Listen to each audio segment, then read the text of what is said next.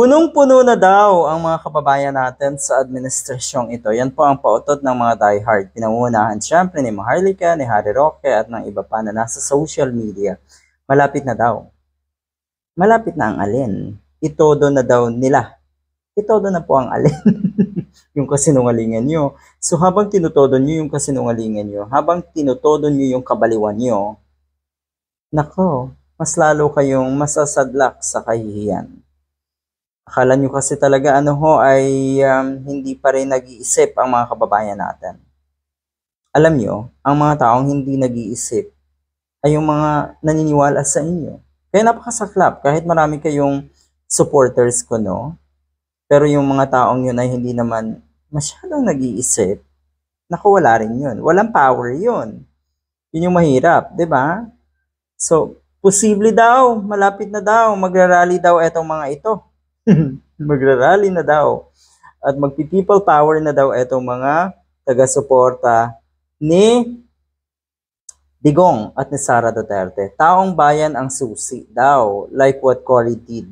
Naging idolo na ngayon netong mga diehard si Cory Aquino. Dahil daw sa ginawa niyang pagkilos at yun nga, naging spontaneous. Lahat ng tao ay lumabas sa kalsada. Pero maganda yung sinabi ng isang netizen sa panahong ito, hindi na mangyayari yung ganito, yung people power. Sa tingin nyo ba, lalabas pa rin ngayon ang mga kabataan na busy na daw sa kanilang mga gadgets? Karamihan nga dyan, hindi na masyadong binibigyan pansin yung mga ganitong issue ng ating bayan. Pero totoo. Alright, eto sabi ng isa. Kung hindi daw kikilos ang tao, kahit ano ang ebidensya or ano pang ebidensya ang ilabas, yun nga, yung Polvoron video, yun ang isa sa mga ebidensya na gusto nilang sabihin. Masasamang tao daw sila, kung sino man, ang ebidensya sa mga taong masasama at nakaupo sa gobyerno. You see, etong mga to, hindi naman talaga alam kung ano yung totoong ipinaglalaban. Katulad ng sinabi ko dati, mas believe pa ako doon sa mga estudyante na nagrarally minsan sa Mindiola dahil meron talaga silang punto. Meron talaga silang ipinaglalaban. Etong mga ito, wala. Etong mga ito, ang kanilang pundasyon ay dahil sila po ay mga diehard, mga panatiko, diba? Ng mga Duterte. At yung pride nila na ayaw nilang bitawan, ayaw nilang lunukin, ang nagsasadlak sa kanila para sila kuno ay lumaban sa gobyerno nang walang kadahi-dahilan. What are we waiting for, mga kababayan? Ipakita na natin ang tunay na kapangyarihan. Hindi sapat na hanggang salita na lang tayo. Hanggang reklamo o hanggang kritiko na lang tayo. Alam na natin paano tayo binusalan. Tinatrato ng gobyernong Marcos na ito. Binubusalan daw ang mga diehard. parang wala naman ganun. Paano kayo binubusalan ng gobyernong ito? Porque ba't nag-resign si Sara Duterte? Sino ba yung nananawagan kasi ng mga pautot na yan na Marcos resign? At sino ba ang naglungsad na itong napakaraming rally na ito laban sa administrasyon? O diba yung idolo nyo na si Digong? So talaga bang may pinaglalaban kayo sa puntong yan? Wala kasi talaga. Okay? Kung ang ipaglalaban nyo ay dahil adik, kung ang ipinaglalaban nyo ay dahil hindi daw alam ni Marcos Jr. na 59 per kilo hanggang 70 per kilo ang bigas.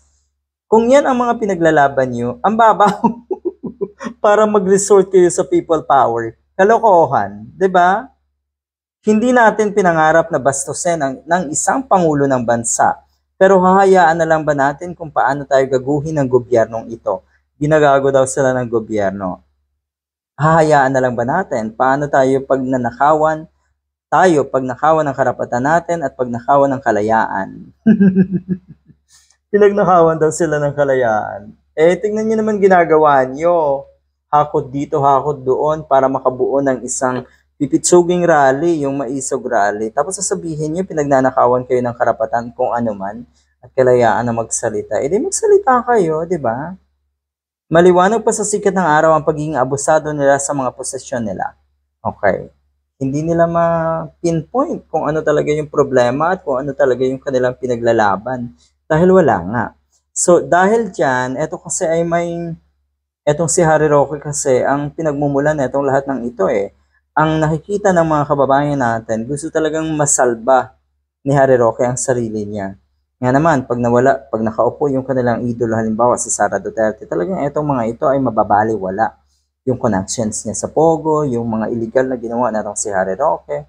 Meron tayong nabasa, meron nag-send sa atin ng information tungkol nga doon sa Pogo dati sa Mariveles, Bataan. Ewan, marami daw na namatay doon. At kung ano man, meron pa raw, ito, mukhang the end is near. Ano kayang end ang tinutukoy na itong si Harry Roque? 2 in a month. Meron pa raw isa na pinalipas din ang SONA. Yon. Okay. At sa mga naniniwala kay Harry Roque at dito kay Maharlika, kayo po ang kawawa talaga. Promise, kayo talaga ang kawawa. Walang ipinaglalaban ang dalawang ito. Promise.